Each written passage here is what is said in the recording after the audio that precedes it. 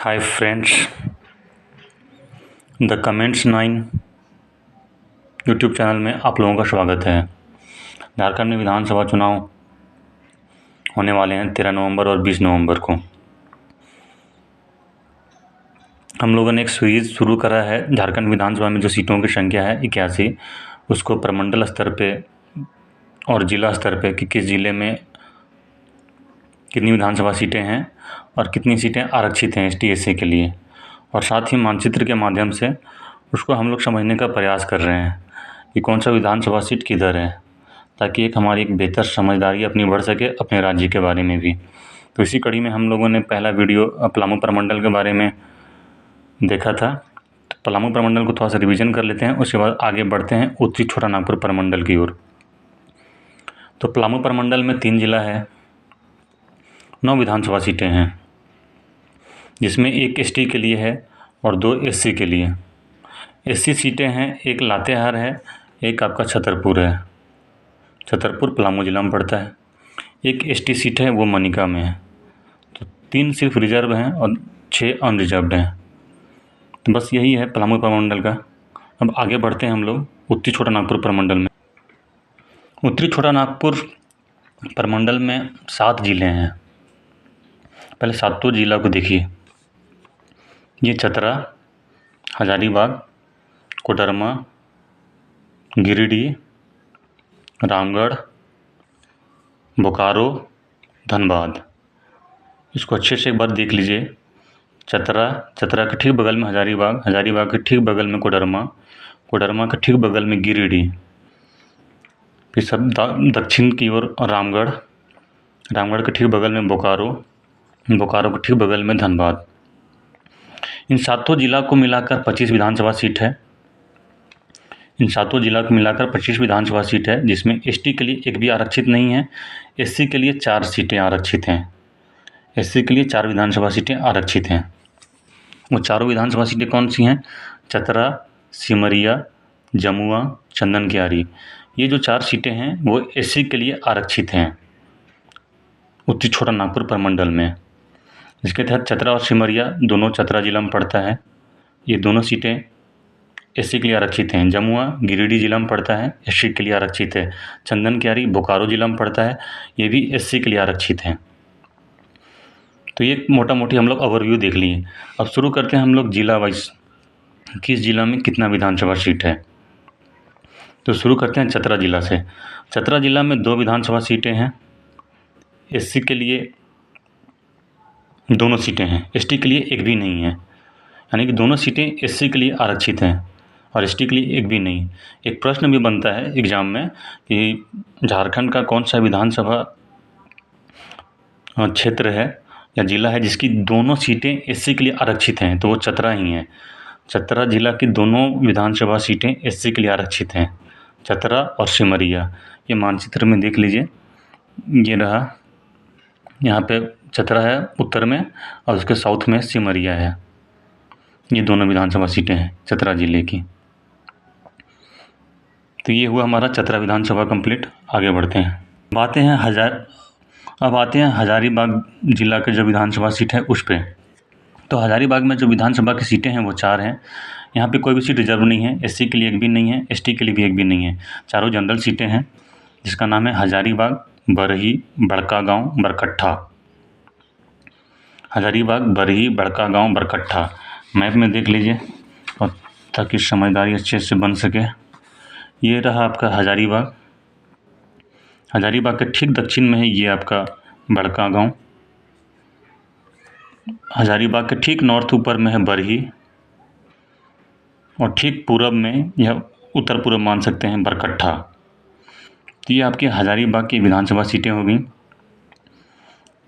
4 विधानसभा सीटें। एक महत्वपूर्ण तथ्य है, यहाँ पे थोड़ा देख लीजिए। भारत निर्वाचन आयोग के बारे में, इलेक्शन कमीशन ऑफ इंडिया, जिसकी स्थापना 25 जनवरी 1950 को की गई थी। जो इलेक्शन कमीशन ऑफ इंडिया है, जो भारत निर्वाचन आयोग, उसकी स्थापना 25 जनवरी 1950 को की गई थी। इसलिए 25 जनवरी को राष्ट्रीय मतदाता दिवस भी मनाया जाता है। हर साल आप लोगों ने सुना होगा या ध्यान दिया होगा कि 25 जनवरी को राष्ट्रीय मतदाता दिवस मनाया जाता है। क्यों? क्योंकि इसी तारीख को 25 जनवरी 1950 को इलेक्शन कमीशन ऑफ इंडिया की स्थापना हुई। उसी दिन को याद रखने के लिए, ताकि फिर आगे नागरिकों में उस एक चुनावी जागरूकता भी पैदा किया जा सके, तो इसलिए 25 जनवरी को राष्ट्रीय मतदाता दिवस के रूप में मनाया जाता है। पहली बार राष्ट्रीय मतदाता दिवस 2011 में मनाया गया था, तब से ये कंटिन्यू जारी है। 25 जनवरी को राष्ट्रीय मतदाता दिवस मनाया जाता है। तो ये एक छोटा सा तथ्य हो गया, तो ध्यान रखिएगा इसको। अब हजारीबाग विधानसभा कंप्लीट हो गया। तीसरा नंबर में हम लोग बढ़ते हैं कोडरमा जिला का विधानसभा सीट। तो कोडरमा जिला में विधानसभा की सीटों की संख्या है सिर्फ एक। वहाँ पे ना ही एससी के लिए कोई सीट आरक्षित है, ना एसटी के लिए आरक्षित है, सिर्फ कोडरमा ही है। ये रहा मानचित्र में कोडरमा। तो ये छोटा सा जिला है, इस वजह से यहाँ पे सिर्फ एक विधानसभा सीट है। अब आगे बढ़ते हुए हम लोग चलते हैं चौथे नंबर पे। चौथे नंबर में है गिरिडीह विधानसभा सीट। गिरिडीह में विधानसभा की सीटों की संख्या है 6। एससी के लिए 1, एसटी के लिए 1 भी नहीं है। गिरिडीह में विधानसभा की सीटों की संख्या 6 है, जिसमें सिर्फ एससी के लिए 1 आरक्षित है, एसटी के लिए 1 भी नहीं है। तो उन 6 विधानसभा सीटों को देखते हैं कौन कौन सा है। पहला है गिरिडीह, दूसरा है बगोदर, तीसरा है जमुआ जो कि एससी के लिए आरक्षित है, चौथा है डुमरी, पाँचवा है धनवार और छठा है गांडे। गिरिडीह, बगोदर, जमुआ, डुमरी, धनवार, गांडे। मानचित्र में देखिए, ये है धनवार,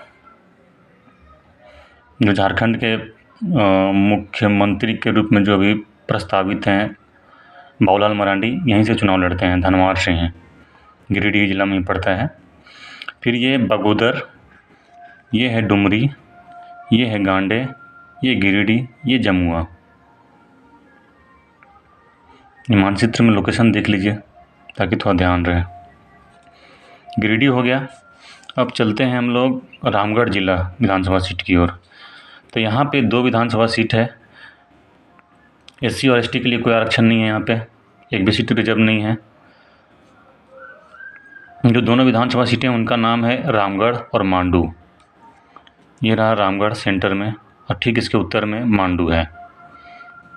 ये दोनों विधानसभा सीटें रामगढ़ जिला की हैं। इसके बाद आगे बढ़ते हैं बोकारो जिला विधानसभा सीट। यहाँ पे सीटों की संख्या है 4। एससी के लिए 1 भी आरक्षित नहीं है, एससी के लिए 1 आरक्षित है, एसटी के लिए 1 भी नहीं है। बोकारो जिला की 4 विधानसभा सीटें हैं, बोकारो, बेरमो, गोमिया, चंदन क्यारी।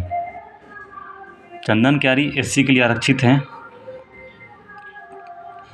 ये है 4 विधानसभा सीटें जो मानचित्र में दिखाई गई हैं, गोमिया, बोकारो, बेरमो, चंदन क्यारी। बोकारो के एकदम पूर्व में है चंदन क्यारी। तो ये मानचित्र के माध्यम से देख लीजिए।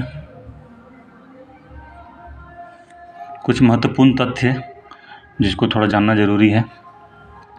भारत के निर्वाचन के बारे में संविधान के भाग 15 के अनुच्छेद 324 से 329 तक में वर्णन है। जो निर्वाचन का उपबंध है भारतीय संविधान में, भाग 15 में आर्टिकल 324 से 329 के बीच में है।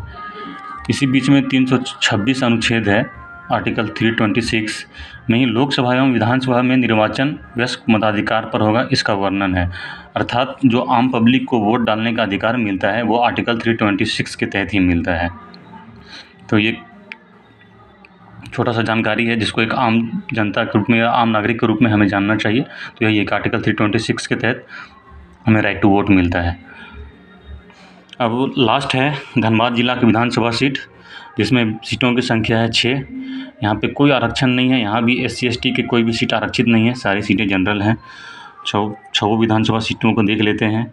एक है धनबाद, दूसरा है झरिया, तीसरा है सिंदरी, चौथा है टुंडी, पाँचवा है बाघमरा, छठा है निरसा। इसको मानचित्र में देख लेते हैं एक बार। ये बाघमरा, ये टुंडी, ये धनबाद, धनबाद से ठीक नीचे झरिया, इसके ठीक नीचे धनबाद के ही सिंदरी, और धनबाद से पूरब निरसा। तो ये मैप में देख लेने से थोड़ा क्लियरेंस आ जाता है। तो ये हमने छोटा नागपुर प्रमंडल को कंप्लीट कर लिया है। उत्तरी छोटा नागपुर प्रमंडल के 7 जिला को, किस जिला में कितनी विधानसभा सीटें हैं, एसटी के लिए कितनी आरक्षित हैं, एससी के लिए कितनी आरक्षित हैं, ये सारा हमने देख लिया है।